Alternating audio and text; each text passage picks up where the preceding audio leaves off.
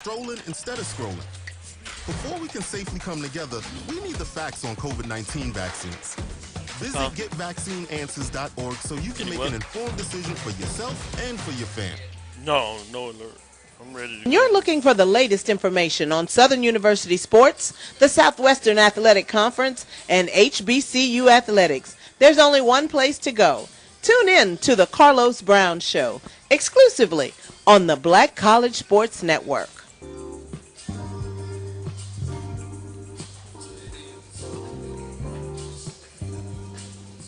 This is the BCSN Pod Zone, your place for the news, views, and conversations about all things related to HBCU athletics.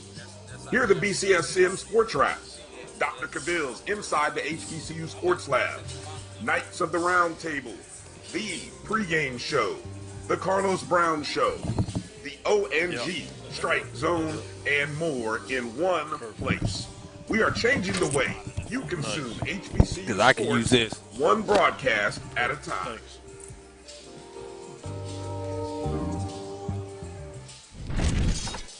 There's a shot. That might be. It could be. Right field. Grand slam.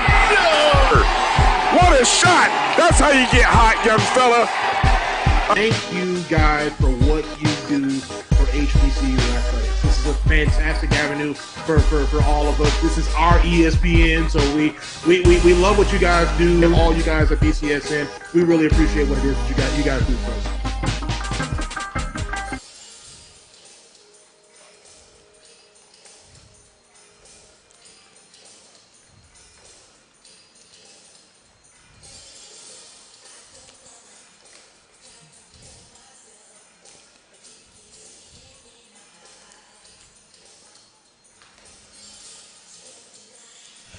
You know, we should have seen if we could have found the lights for in here. Yeah.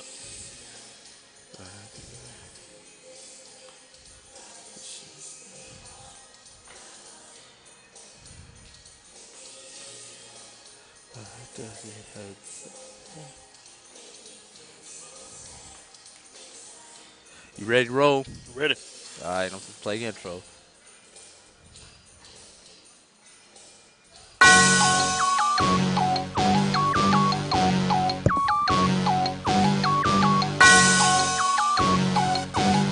Yeah. I don't know why. I love my HBCU. And boy, I love it, love it.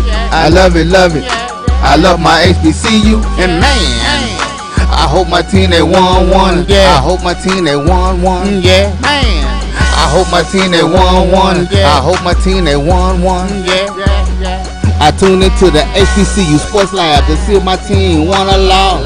If they lost, I'm quiet as a mouse. But if they won, keep tab. I'ma do the dab, yeah. Dr. Cavil, he know what he be talking about. Mike and Charles, they know what they be talking about. They compress the analytic data with the hip hop. If you know them like I know them, they gon' tell you if your team, if they won or lost, and who the ball. So listen to Professor, yes sir, and pay attention, cause he gon' teach a lesson. This is Dr. Cavil of Inside the HBCU Sports Lab with Mike Washington, Charles Bishop. This is a special edition with the Game Time production of Black College Sports Network. This is Brian and AD, as you know, of Sports Rap with Brian and AD.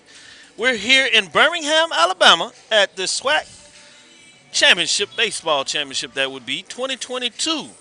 We're in between the elimination game. The previous one was between FAMU and Prairie View A&M. So I see yours continue to be happy, man. I don't know about them Panthers. They got run ruled as they got taken out by those Rattlers, pesky Rattlers, I say. Been a tough day for the state of Texas when it comes to baseball up here in Birmingham. No doubt, yeah. State of Texas, we haven't seen this in a while. State of Texas went out of the tournament 1-4 in terms of Texas Southern was 0-2 in barbecue, as they say. It's been tough. And the West has taken, to the chin in a lot of ways. That first day, combination, because, the rain delay only allowed 2 games to come in of the 4 that were supposed to be played. The next two were played early Thursday before they were rained out. So between the first 2 days, the East went 3 of 4. With Southern, the only team that was able to get a victory out of the West Division. The rest were the East taking it to the West, with Alabama State winning their matchup, obviously. Bethune-Cookman getting it done as well.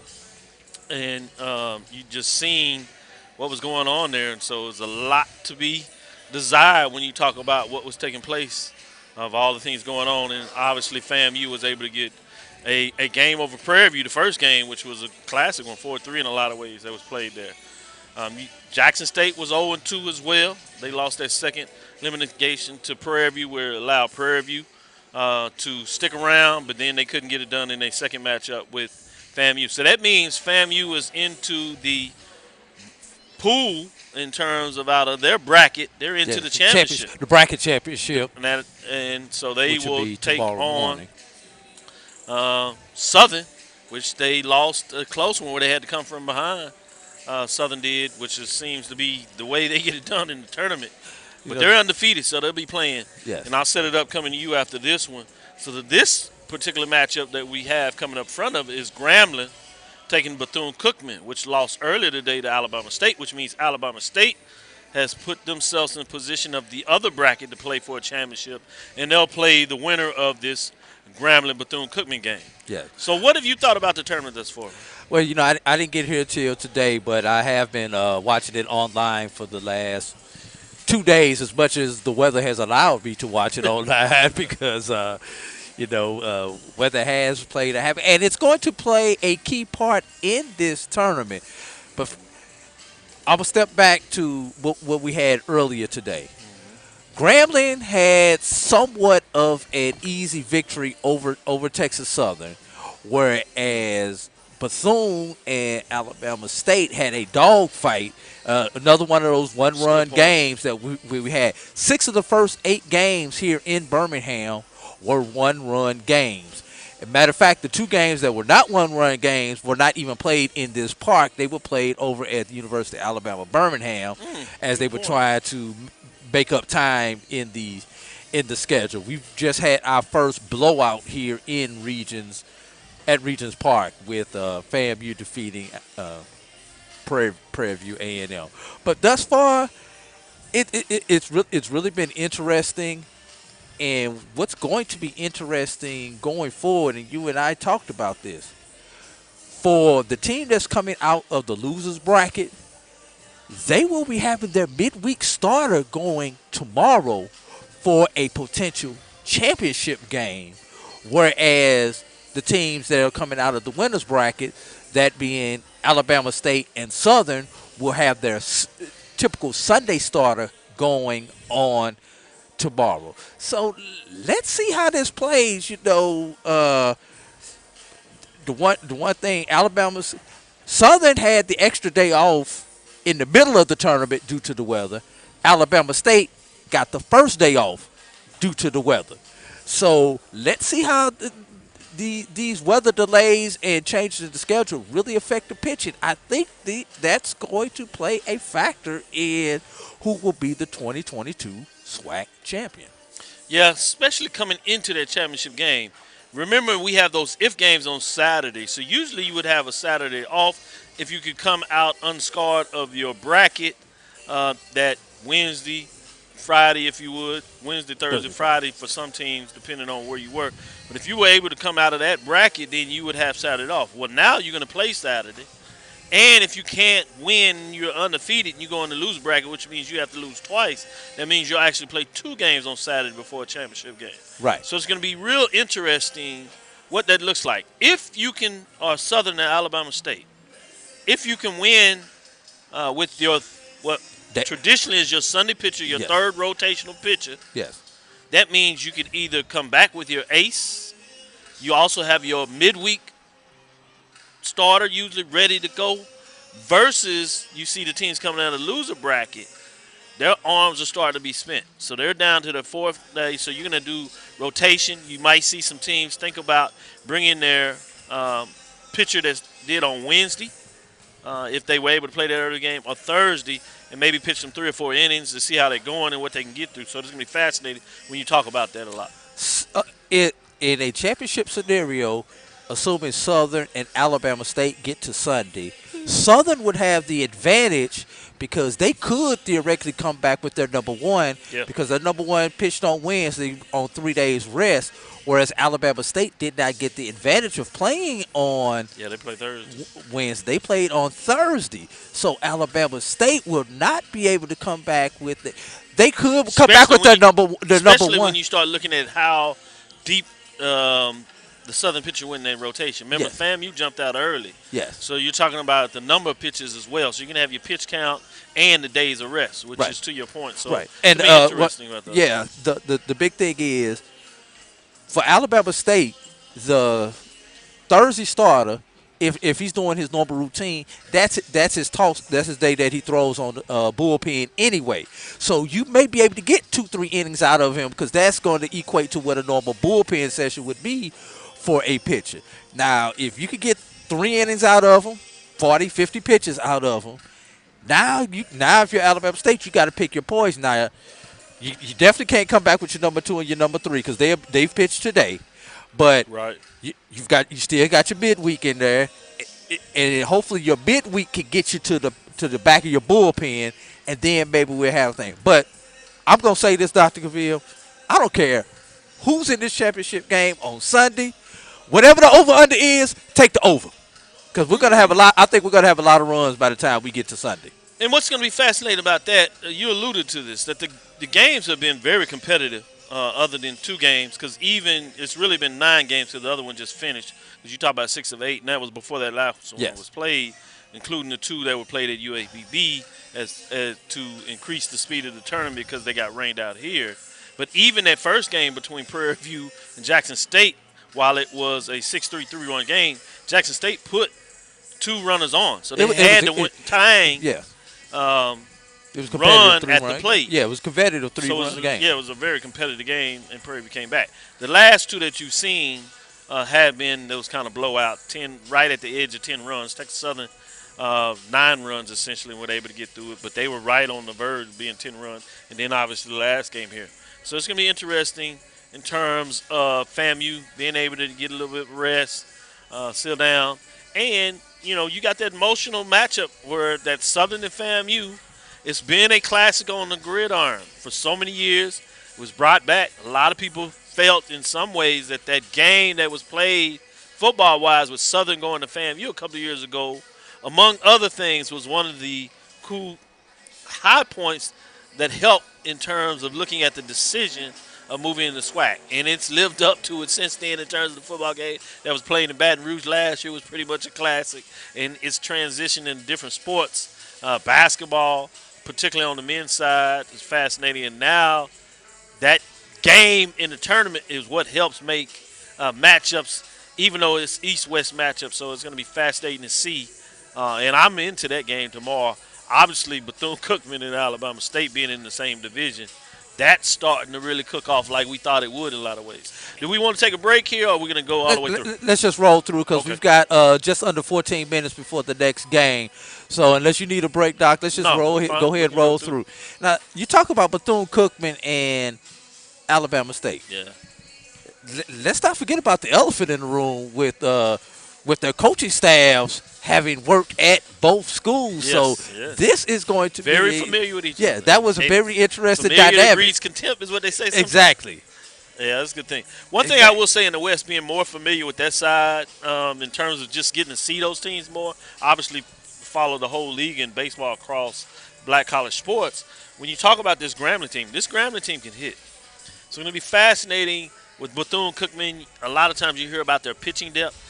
To me, it's not what we expect and usually have, but it's deeper than most of the teams in the SWAC for that. So it's going to be fascinating to see in this matchup, can Grambling put the bat on the ball, or can Bethune hold it down?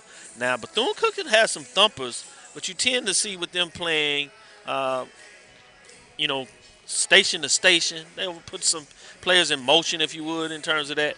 But Grambling is pretty aggressive on the base pads. We see that with Texas Southern.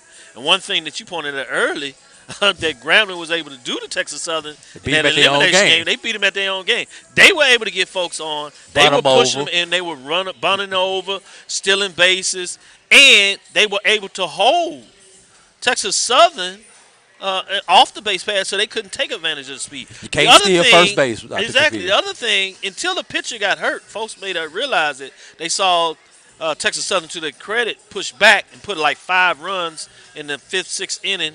Take that, I think it was the 6th inning. I don't sixth have the inning, box score in front of me. right in front of us. So Yeah. we're doing this off of memory. But part of that is because the pitcher went to throw what looked like a fastball, and it bounced about 5 feet in front of the plate. Yes. And I instantly saw him kind of point to the dugout.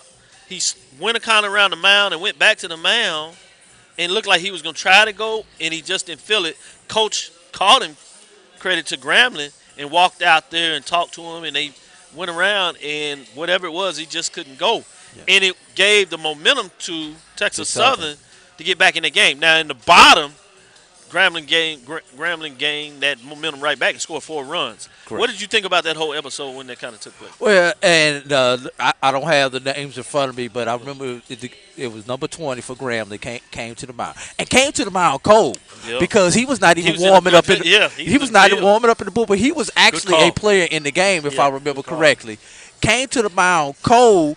Actually got the first out because it was 1 out when the starting pitcher injured his arm, and he has a funky side arm submarine motion. I guess it took a batter for them to figure it out. Then he gave up 5 runs. You really can't fault him because he came in cold. He didn't know he was getting ready to pitch that inning. I think you give more credit to Texas Southern to continue to fight through. And but then to Texas Southern. You give Grambling what they needed to do, which is a classic matchup. Anybody that's followed SWAC, especially over the last 10 years, know the matchup between Grambling and Texas Southern. It's a dirt fight on the dirt in terms of them going after each other. And I'm talking about it in terms of competitive way, not nasty. And so you knew that was going to take place. Right. And Grambling had the edge and was able to get it done in that. And they fought right back to put some more comfortability space as they went to close out that game. Speaking of the West, Dr. Cavil, Southern Jaguars. A cat gets 9 lives. Well, God, dog, how many lives does a Jaguar get? Because when it comes to tournament time, they will not die. Their last 3 tournament games, they have come from behind to win them. The last time they were actually out front in a tournament game and stayed out front was last year's bracket final, bracket if game when they defeated Prairie View A&M right up the road in Huntsville, Alabama. Right. But it's something about Southern. It's their mentality. As long as they have it at bat, they think they have a chance, and I think until somebody proves me wrong. I think you're exactly, and you're onto something. But I think this is even more than just the mentality. But I think this is a legacy of the program, and this is what frustrates some of the Jackson State fans out there, and to some degree even Grambling State fans, because for the longest it was Southern, Jackson State, and Grambling. They were the only ones who had won a championship in the modern era of the SWAC since they started doing the tournament, basically, until over the last 15 years. When Prairie View finally jumped over the hurdle, then you had Texas Southern, and then Prairie View, and then Texas Southern again. Alcorn getting in the mix. Finally, Alabama State breaking through. So you started seeing it, different teams. But Southern has always been steady in that mix. You had Jackson State jump back in there and Grambling a little bit as well. But Southern is consistently finding a way to do it. So this is a program. So you come into the Southern program and you see those championships and the legacy. And this is over multiple coaches. So there's an expectation when you come in that program, this is what we're supposed to do. As they like to say down in that side, S on a chest. And it really means something in many sports, but particularly in baseball. This is a program to give you some indication of that. I was much watching it. At the midway point, Prairie View, just to close out the season, a game that was supposed to be played in Baton Rouge, but weather was switched to Prairie View, right? Yes. Prairie View swept Southern. And Southern was 3rd and 4th in the division at that time, and people wanted to put some dirt on them then. They came back storming in the second half, right? Was able to get over the hump, including a weekend that was basically determining the top of the division. And they swept Prairie View. To pay them back, they swept them, including a comeback win in the game 3, which was crucial in terms of closing out the season. And then they swept Alcorn that hasn't been playing good baseball, but they needed what they did to set them up for this. So I say all that just like you said. Southern expects to win in the tournament. So you have to literally choke them out. You have to get it done. You cannot give them life, as we say on the baseball or sporting context, or they will believe. And that's what happened when FAMU, the Rattlers, jumped out to a 7-0, including a 4-home run inning, where the bottom, Southern put up 5 to put them right back in the game. And saw it in that game. Saw it. Well, I say last night, Wednesday night, and we just saw it in the game right before we came on. FAMU has made some fundamental, simple mistakes, errors that cost them in that Southern game. Did not cost them against Prairie View. The first time, because it nearly did. Because Prairie View made I was going to say, in this game, but in the first game, it almost cost them against Prairie View. That's right. In this game, I really think after a certain point when FAMU jumped out in front, Prairie View became a little bit disinterested. Yeah. But if that would have been a competitive game at that point, correct, that once again could have cost them. And obviously everybody knows I'm a Rattler.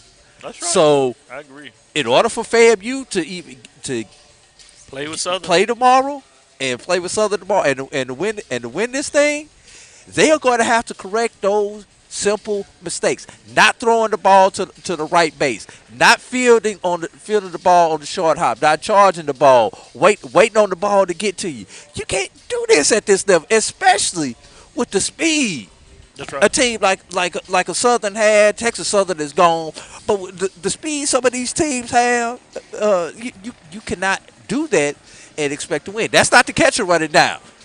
Right. That's the left fielder. You better hurry up and get it over there. No doubt about it. When you talk about how it looks, I did want to talk a little bit again about the competitiveness of the games you're talking about. What's your thoughts in terms of so many one-run rules? What does that say about the SWAC? At least in terms of these top 4, some teams out of each division coming in, when you talk about 6 of the 9 games being 1 run, and then even 7 of the 9 being within 3 runs. I said this, I don't remember whose show I was on. Matter of fact, it was on our show, and we had Charles Edmond on, and I asked Charles if you thought one side could sweep Wednesday, Wednesday turned into Thursday. But you understand what the question was. If the east side could sweep and have all their teams in the winner's bracket, or the west side could have all their teams in the winner's bracket. We all kind of agreed the swing game was going to be Jackson State Southern. Yeah. And it wound up being the swing game. That's the only game that the East lost. Right. Was the Jackson State Southern game, but it shows Jackson State jumped out in front of that game. It was deja vu all over again in 2022. Yeah. Deja vu in 2022. That's our thing. Yeah. All right, so get back to it, but it very competitive. Shows the parity in the SWAC. Yeah. Number one, but also number two, Dr. Cavil, typical first day of a tournament of when you have that much parity, you're gonna have low scoring games on day one. You're going to have 1-2 run games on day one. This is separation day now. Yeah. This game right here, we already saw one in the losers bracket final is what we just played. Right. This is the other losers bracket final. You're gonna see some separation. Whoever has some depth in their arms, this is the second game of the day for both these teams. They're gonna separate themselves, and the longer the starters go in this game, the better the winner will be for tomorrow morning / afternoon. So as we start to get ready to close up here, as they're getting ready to start getting at the top of the hour, basically, I did want to ask you in terms of what's left. Obviously, we have FAMU Southern. Where are you going in terms of that? But who's ultimately going to get into Championship Sunday? My heart says FAMU. Can they, before you do that, because it sounds like you're going to lean maybe a little bit Southern, can FAMU even force a winners-take-all game? not playing like they just played in this last game, despite what their score was. If they play that way defensively, now I love the aggression, Fab, you had on the base pass, but are they gonna hit? What was it? 4 or 5 home runs they hit in that game? They had 5. They hit 5 at least. Are they gonna hit 5 home runs every game? No. That's my point. 2 come from one guy, number 14. That's my point. You can't count on the long ball to get you through. And 3 of those long balls were multi-run. Yeah, RBI hits. Two I think at least 6 RBIs. I know there was a 3-run home run and a couple 2 home runs. I think, yeah. I don't think there was one solo 7 out of that. Yeah. So I think it might have been one solo.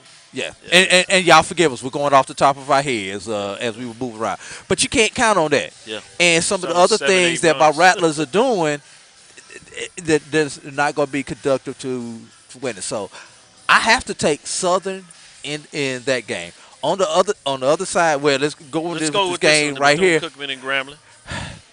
I almost hate to say it, but as a Rattler, it's hard for me to take Bethune. But I've got to. I've got to go with the Wildcats. Hey, I would say this is that the East helps you make that decision right now. Until you see a little more from the West, other than Southern being able to get it done and they're the champions. But can Grambling make a statement for the West? So I like that. I don't know if Grambling has enough pitching left to get through this game, let alone tomorrow. Right. But I've seen these kind of tournaments that are interesting to me.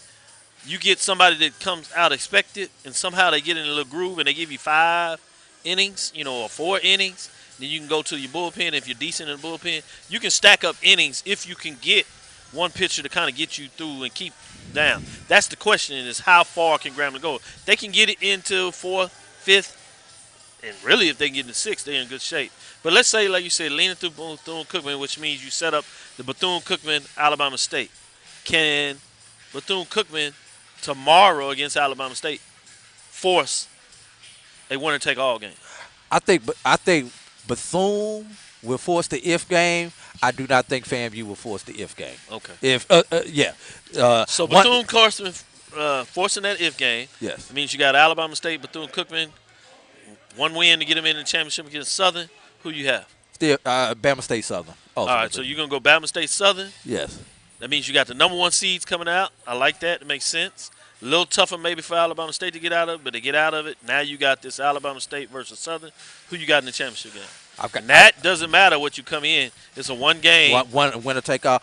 I've got to go with Southern based on the fact that 1 extra day is why I go with Southern.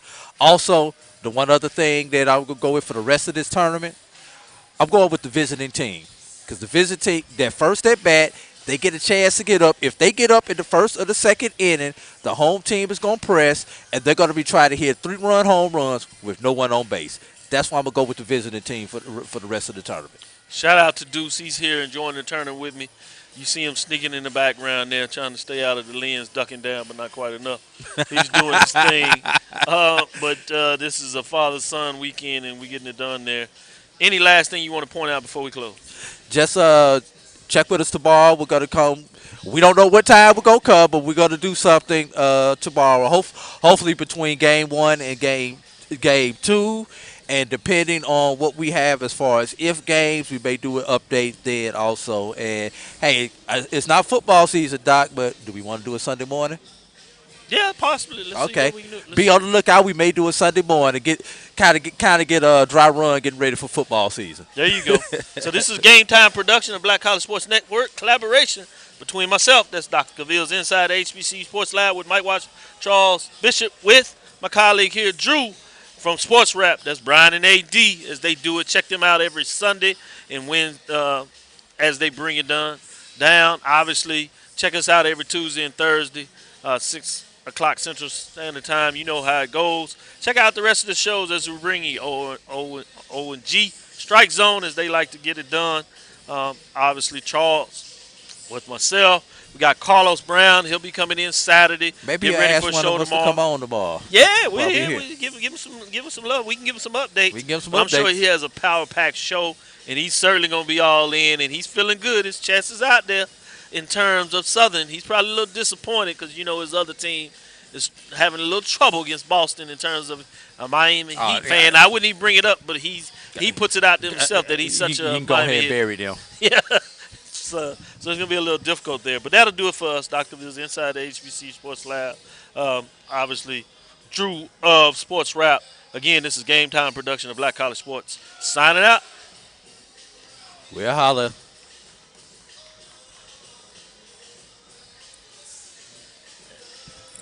Good job. Good job. Wow, But no script. Yeah. No doubt. That was good.